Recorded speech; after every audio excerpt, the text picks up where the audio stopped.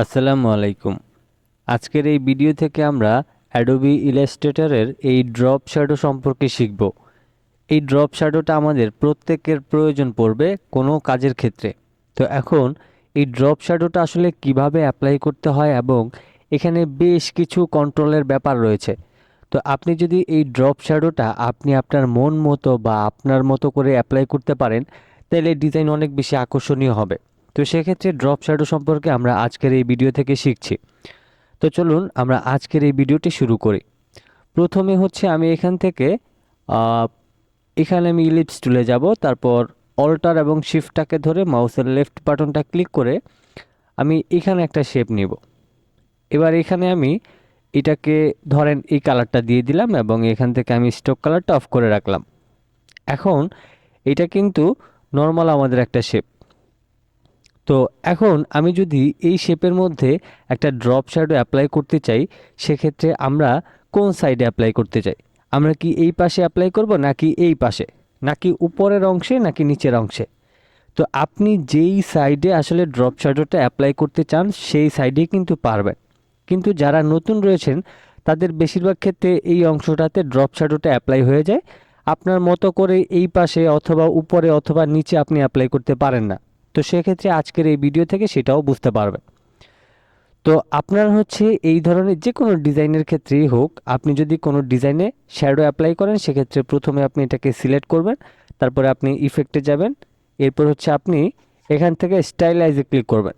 স্টাইলাইজে click করার পর এখানে এই যে ড্রপ শ্যাডো নামের একটা অপশন আছে, এখানে ক্লিক করবেন। তো এখানে বেশ কিছু ব্যাপার আছে, যেমন এই বিষয়গুলি আপনাকে বুঝতে হবে। যদি আপনি এই বিষয়গুলি না বুঝেন তাহলে কিন্তু আপনি ড্রপ শ্যাডোটা সঠিকভাবে সঠিক জায়গায় সঠিক সাইডে অ্যাপ্লাই করতে পারবেন না।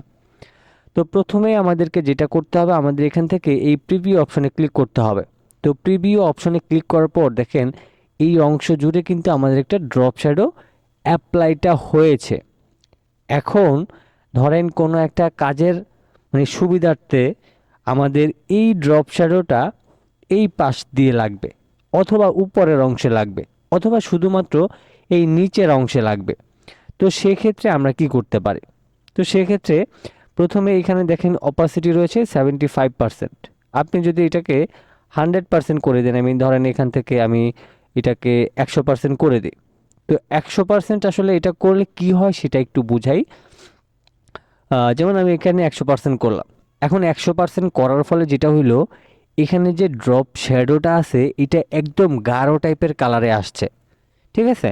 আর আপনি যদি এখান থেকে অপাসিটিটাকে 75% রাখেন, তাহলে এটা হালকা একটা ভাবে ড্রপ শ্যাডোটা অ্যাপ্লাই করবে, যেটা পারফেক্টভাবে এখানে 75% দেওয়া রয়েছে। এটা হচ্ছে সব সময়ের জন্য বা সব ধরনের ড্রপ শ্যাডোর জন্য বেস্ট, এজন্য এখানে ডিফল্টভাবে 75 থাকে।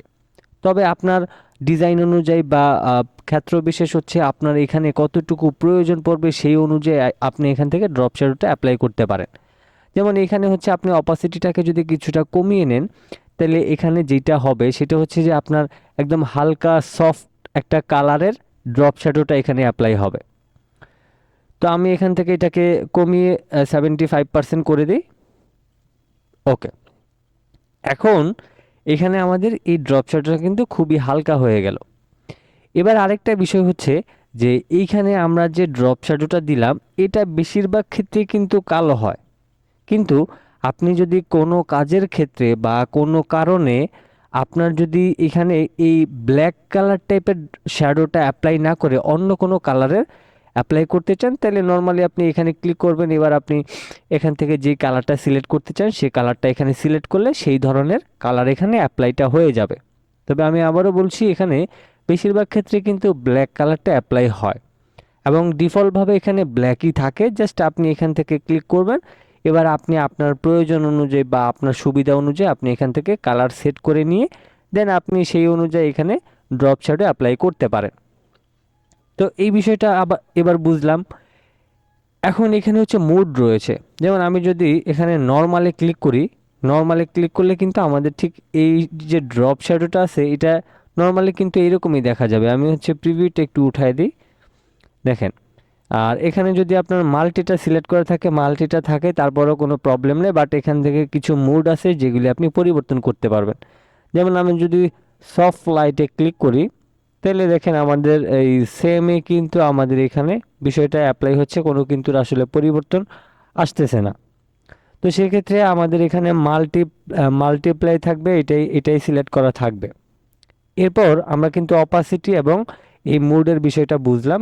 এই মুডটা হচ্ছে আপনার যে কোনো কালারের ক্ষেত্রে আপনার মুড পরিবর্তন করা লাগে বা করা যায় আর কি। এবার এখানে হচ্ছে এক্স অফসেট এই জিনিসটা কি সেটা আগে আমাদেরকে বুঝতে হবে। এক্স অফসেট কোন সাইডে কাজ করে?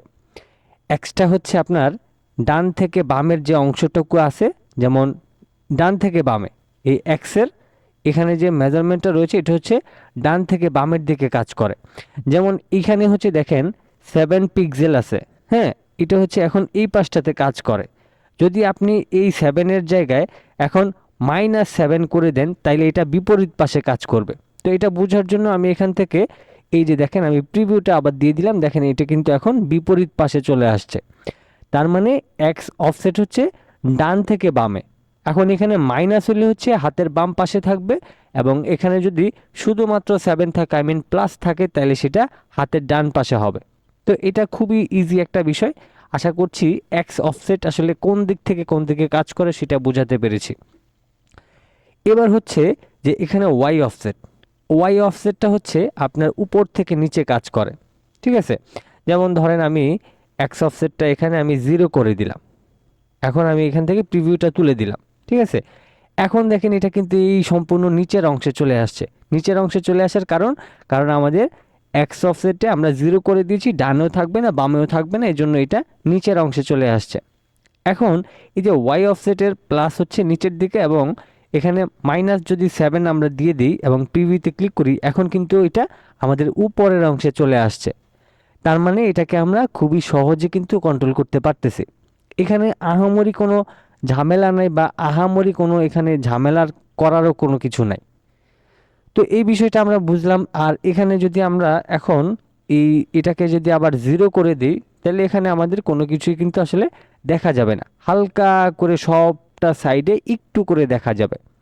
এটা হচ্ছে আসলে এই ড্রপ শ্যাডোর মেইন কন্ট্রোলের যে বিষয়গুলি। তো আমি এখন ধরেন এখান থেকে আমি 7 করে দিলাম, এবং এখানেও আমি 7ই করে দিচ্ছি। ওকে।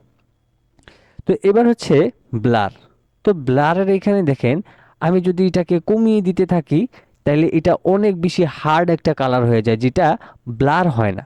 দেখেন একদম মনে হচ্ছে যে এখানে আমাদের আরও একটা শেপ রয়েছে, এটা মনে হচ্ছে যে ড্রপ শ্যাডো না, এটা আলাদা একটা শেপ, তাই না? এখন আপনি যদি এখান থেকে ব্লার না দেন, তাহলে এটা নর্মালি আরও একটা শেপের মতো করে আসলে এখানে অ্যাপ্লাইটা হয়ে যাবে। এখানে কোনো ড্রপ শ্যাডোর মতো করে অ্যাপ্লাই কিছুই হবে না। তো আপনাকে এখানে ড্রপ শ্যাডো বোঝানোর জন্য আপনাকে এই প্রত্যেকটা ফর্মুলা আপনাকে ব্যবহার করতে হবে। এরপর এখানে ব্লার, যেমন ব্লারটা আপনি কতটুকু করলে আসলে পারফেক্টলি একটা ড্রপ শ্যাডো অ্যাপ্লাই হয়, সেটা আপনি এখান থেকে কমিয়ে বাড়িয়ে, বা কাজের ক্ষেত্রে কখন কোন কাজে কতটুকু বাড়িয়ে নেবেন বা কমিয়ে নেবেন, সেটা আপনি আপনার এখান থেকে কন্ট্রোল করতে পারেন। তো আমার এখানে ধরেন আমি কিছুটা বাড়ায় নিচ্ছি, যেমন এখানে 5 ছিল আমি 6 করে নিলাম, বা 7, 8, বা আমি 9 করে নিলাম, ধরেন 10 করে নিলাম। তো এখন এটার এরিয়াটা কিন্তু অনেক বেশি বড় হয়ে গিয়েছে। আপনি যখন ব্লারের এখানে সংখ্যাটা বাড়াবেন, এটার কিন্তু এরিয়াটাও অনেক বড় হয়ে বাড়বে।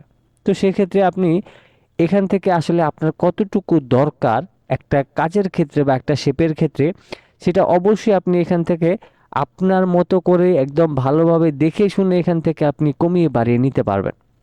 তা আমি ধরেন এখান থেকে 5 করে নিলাম, তারপর প্রয়োজন অনুযায়ী 6 বা 7 করে নিতে পারি আমার আমার প্রয়োজন অনুযায়ী। তো দেন এখানে আর কোনো কিছুই আসলে এই ড্রপ শ্যাডোর বোঝানোর নাই, কারণ এখানে যতটুকু অপশন ছিল বা যতটুকু বোঝানোর দরকার ছিল, এ টু জেড আপনাদেরকে বোঝানো এবং শেখানো হয়ে গিয়েছে। এখন এখান থেকে হচ্ছে আপনি যদি কোনো ডিজাইনের ক্ষেত্রে বা কোনো কাজের ক্ষেত্রে আপনি ড্রপ শ্যাডো অ্যাপ্লাই করেন, সেক্ষেত্রে আপনি এইভাবে করে অ্যাপ্লাই করতে পারেন। এবং অবশ্যই এর বাইরে আহামরি কোনো কিছুই নাই, এটাকে জাস্ট আপনি যদি কন্ট্রোল করা শিখেন, একটা ডিজাইনের ড্রপ শ্যাডো অ্যাপ্লাই করার জন্য আপনার আহামরি কিছু জানার দরকার পড়বে না, বা এর চাইতে বেশি আর কিছু নাইও যে আপনি জানবেন এর চাইতে বেশি কিছু। তো আশা করছি আপনাদেরকে এই ড্রপ শ্যাডো সম্পর্কে A to Z বোঝাতে পেরেছি। এটা আপনাদের খুবই দরকার ছিল এবং খুবই প্রয়োজনীয়। এজন্য আজকের এই ভিডিও থেকে A to Z আপনাদেরকে ক্লিয়ার করে দিলাম। ভিডিও থেকে আসলেই কিছু বুঝতে পেরেছেন কিনা বা উপকার হয়েছে কিনা সেটার জন্য অবশ্যই আমাকে একটা কমেন্ট করে আরও ভিডিও ভালো ভালো বানানোর জন্য আগ্রহ বাড়াতে পারেন আমার। সেজন্য অবশ্যই ভিডিওতে লাইক দিতে হবে, দেন কমেন্ট করতে হবে। আমার ভিডিওগুলো আসলে কেমন হয় সেটা আমাকে জানাতে হবে। আমার ভিডিও কি ভালো হচ্ছে না খারাপ হচ্ছে সেটা যদি আপনারা না জানান আমাকে, তো আমি আসলে কিন্তু পরবর্তীতে ভিডিও বানাতে আগ্রহ প্রকাশ করব না যদি আমার ভিডিও খারাপ হয়। এখন যদি ভিডিও ভালো হয় তাহলে অবশ্যই আরও ভালো করে বানানোর চেষ্টা করব যাতে আপনাদের আরও বেশি উপকৃত হতে পারেন আপনারা।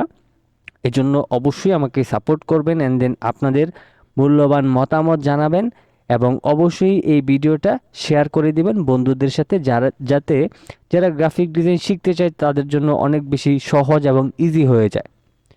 তো এই ছিল আমাদের আজকের টিউটোরিয়াল। ভিডিওটি ভালো লাগলে অবশ্যই একটি করে লাইক দিয়ে দিবেন এবং চ্যানেলে নতুন এসে থাকলে সাবস্ক্রাইব করে পাশে থাকা নোটিফিকেশনটি অন করে দিবেন।